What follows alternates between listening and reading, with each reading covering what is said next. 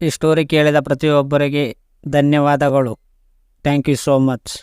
ಮಹಿಳೆಯರೇ, ನಿಮ್ಮ ಪತಿ ಮನೆ ಕೆಲಸದಲ್ಲಿ ನಿಮಗೆ ಸಹಾಯ ಮಾಡದಿರಲು ಕಾರಣಗಳಿವು. ಮನೆ ಕೆಲಸದಲ್ಲಿ ಗಂಡ ಹೆಂಡತಿ ಇಬ್ಬರು ಜೊತೆಯಾಗಿ ನಿಭಾಯಿಸಬೇಕು. ಬರೀ ಪತ್ನಿಯರು ಮಾತ್ರ ಮನೆ ಕೆಲಸವನ್ನು ನಿಭಾಯಿಸುವುದು ಕಷ್ಟ. ಮನೆಯ ಕೆಲಸಗಳಲ್ಲಿ ಗಂಡನು ತನಗೆ ಸಹಾಯ ಮಾಡಬೇಕೆಂದು ಹೆಂಡತಿಯರು ಬಯಸುವುದು ಸಹಜ. ಇಬ್ಬರು ಕೈ ಜೋಡಿಸಿದರೆ ಮನೆ ಕೆಲಸ ಬೇಗನೆ ಮುಗಿಯುತ್ತದೆ, ಅಲ್ಲದೆ ಒಬ್ಬರಿಗೆ ಹೊರೆ ಅನಿಸುವುದಲ್ಲ. ಹೆಚ್ಚಿನ ಮನೆಗಳಲ್ಲಿ ಪುರುಷರು ಮನೆ ಕೆಲಸಗಳಲ್ಲಿ ಸಹಾಯ ಮಾಡದಿರುವುದು ಸಾಮಾನ್ಯ ಅಭ್ಯಾಸವಾಗಿದೆ.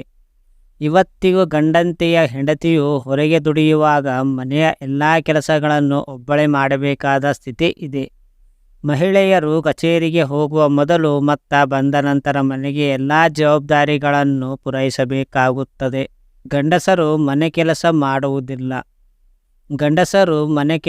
ಮಾಡುವುದಿಲ್ಲ ಎಂಬುದು ನಮ್ಮ ಸಮಾಜದಲ್ಲಿ ಬಹಳ ಹಿಂದಿನಿಂದಲೂ ಇರುವ ಪರಿಕಲ್ಪನೆ.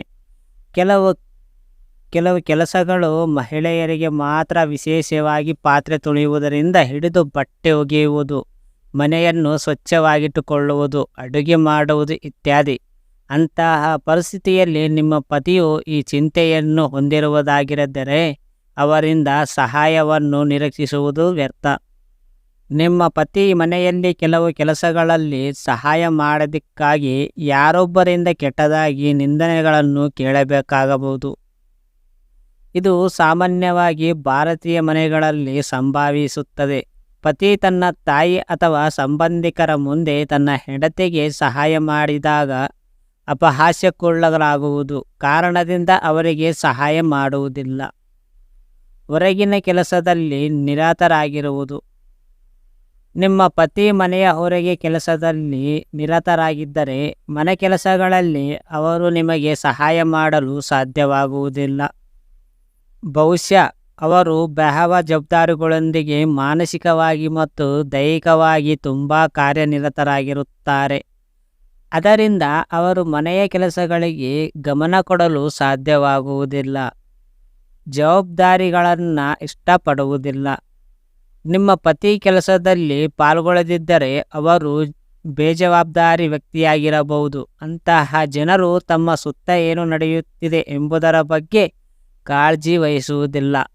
ವಾಸ್ತವವಾಗಿ ನೀವು ಅಸ್ವಸ್ಥರಾಗಿರುವಾಗಲೂ ಅವರಿಗೆ ಮನೆಯ ಕೆಲಸಗಳನ್ನು ಮಾಡುವ ಮನಸ್ಸಿರುವುದಿಲ್ಲ, ಸಹಾಯ ಮಾಡಲು ಅವಕಾಶವೇ ದೊರೆಯುವುದಿಲ್ಲ.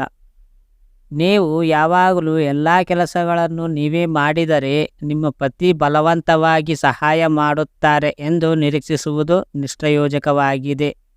ಎಲ್ಲವನ್ನು ಒಬ್ಬರೇ ಮಾಡುವುದರಿಂದ ನೀವು ಅದರಲ್ಲಿ ಆರಾಮವಾಗಿರುತ್ತೀರಿ ಎಂದು ಅವರು ಭಾವಿಸಬಹುದು, ಹಾಗಾಗಿ ನಿಮಗೆ ಸಹಾಯ ಮಾಡುವುದಿಲ್ಲ. ಈ ರೀತಿ ಮಾಡುವುದರಿಂದ ಪತಿ ಕೆಲಸದಲ್ಲಿ ನಿಮಗೆ ಸಹಾಯ ಮಾಡುತ್ತಾರೆ. ಆದೇಶ ಮಾಡಬೇಡಿ, ಸಹಾಯದಂತೆ ಕಾರ್ಯನಿರ್ವಹಿಸಲು ಕೇಳಿ. ಮಕ್ಕಳ ಮುಂದೆ ಬೈಬೇಡಿ, ಸಣ್ಣ ಕೆಲಸಗಳನ್ನು ಮಾಡಲು ನೋಡಿ. ಸ್ವಲ್ಪ ಸಹಾಯವನ್ನು ಸಹ ಪ್ರಶಂಸಿಸಿ, ಕೋಪಂದಿಲ್ಲ ಪ್ರಯತ್ನದಿಂದ ಕೆಲಸ ಮಾಡಿ. ಪ್ರತಿಯೊಬ್ಬ ಗಂಡಂದಿರು ಹೆಣ್ಣು ಮಕ್ಕಳಿಗೆ ಸಹಾಯ ಮಾಡಿ. ಏಕಪ್ಪ ಅಂತಂದರೆ ಗಂಡ ಮಕ್ಕಳಕ್ಕಿಂತ ಹೆಣ್ಣು ಮಕ್ಕಳು ಜಾಸ್ತಿ ಕೆಲಸ ಮಾಡಿರ್ತಾರೆ. ಹೊರಗೂ ಕೆಲಸ ಮಾಡಲೇಬೇಕು, ಮನೆಯಲ್ಲೂ ಕೆಲಸ ಮಾಡಲೇಬೇಕು. ಗಂಡ ಒಂದು ಮಾಡಿದರೆ ಹೆಂಡತಿ ಮಾತ್ರ ಎರಡು ಮಾಡಿರ್ತಾನೆ. ಗಂಡನು ಹೊರಗೆ ಹೋಗಿ ಒಂದು ಕೆಲಸ ಮಾಡಿರ್ತಾನೆ, ಬಟ್ ಹೆಣ್ಣು ಮಕ್ಕಳಿಗೆ ಮಾತ್ರ ಬೆಳಿಗ್ಗೆ ಮಾರ್ನಿಂಗ್ 5 o'clock ಎದ್ದಿದ ಮೇಲೆ ಅವರಿಗೆ ಕೆಲಸ ಫುಲ್ ಇರುತ್ತೆ. ನೋಡಿ, ನೀವು ಬೇಕಾದರೆ ನಿಮ್ಮ ಅಮ್ಮ ಸಿಸ್ಟರ್ ಇವರು ಆದರೆ ನೋಡ್ರಿ ಎಷ್ಟು ಕೆಲಸ ಇರುತ್ತೆ ನೋಡಿ. ಅವರ ಕೆಲಸಕ್ಕೆ ಬೆಲೆ ಕೊಟ್ಟು ಅರ್ಥ ಮಾಡಿಕೊಳ್ಳಿ, ನೀವು ಅವರಿಗೆ ಸಹಾಯ ಮಾಡಿ. ಈ ಸ್ಟೋರಿ ನೀವು ಕೇಳಿದ್ದಕ್ಕೆ ಪ್ರತಿಯೊಬ್ಬರಿಗೆ ಧನ್ಯವಾದಗಳು. Thank you so much.